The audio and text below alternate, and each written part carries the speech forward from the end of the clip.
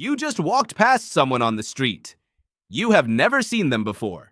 You will probably never see them again. And yet, in less than a second, your brain already decided something about them. Safe or dangerous, friendly or hostile, trustworthy or not. You didn't choose to make that judgment. It happened before you even noticed you were looking, but the real answer for why this happens is far stranger than instinct. Your brain is not reading a stranger's character. It is reading their face like a map built from millions of years of ancestors who did not have the luxury of getting to know someone slowly. Think about that for a second. For most of human history, meeting a stranger was not a small event. It was a potential life or death decision. Was this person from your group or a rival one? Did they want to trade or did they want to hurt you? There was no time for a background check. There was only a face and a few seconds to read it. So your brain evolved a shortcut. A fast, automatic system for scanning faces and assigning trust before conscious thought even kicks in. Psychologist Alexander Todorov at Princeton spent years studying exactly this. His research found that people judge a face's trustworthiness in about 1/10 of a second. 1/10 of a second. That's faster than you can consciously read a single word. And here's the strange part. Giving people more time to look didn't change their first impression much at all. The snap judgment and the considered judgment landed in almost the same place. Why would your brain be built this way? Why trust a shortcut instead of gathering real evidence? Because for most of human history, gathering real evidence could get you killed. Imagine you are standing at the edge of your camp 40,000 years ago. A figure appears from the tree line. You do not have days to study this person's behavior. You have seconds. Your ancestors who paused too long, who waited for more data before reacting, were sometimes the ones who did not survive the encounter. The ones who reacted fast, who trusted a gut read of a face, passed that instinct down.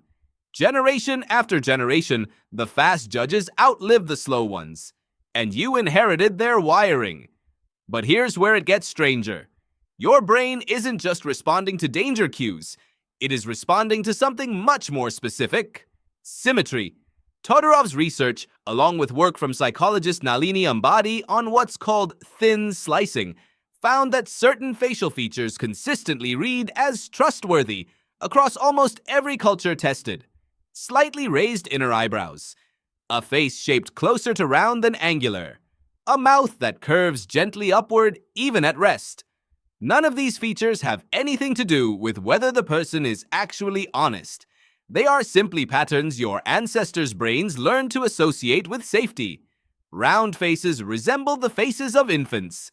Angular faces, historically, showed up more often on individuals with higher testosterone, which correlated, on average, with more aggressive social behavior in ancestral environments. Your brain isn't measuring honesty. It's pattern matching against millions of years of babies, threats, and everything in between. So when you meet someone new and instantly feel a pull of warmth or a flicker of unease, you're not reading their soul. You're reading geometry. Here's the twist that most people never expect. This system is wrong more often than it's right. Todorov's studies found something unsettling when they compared face-based trust judgments to actual behavior. There was almost no meaningful correlation between how trustworthy someone looked and how trustworthy they actually were. People with trustworthy faces committed crimes at the same rates as people with untrustworthy faces.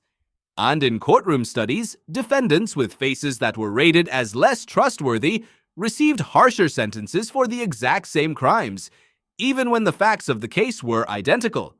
Your ancient survival shortcut, the one built to keep your ancestors alive, is now quietly shaping who gets hired, who gets believed, and who gets punished.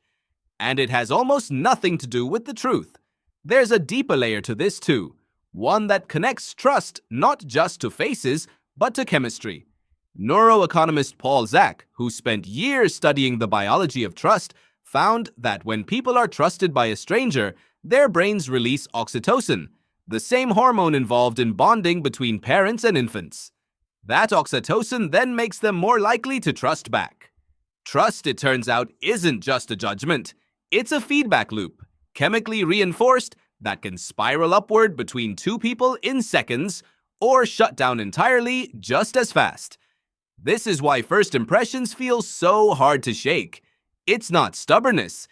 It's chemistry meeting, geometry meeting a survival system that is tens of thousands of years old, all firing before your conscious mind even gets a vote.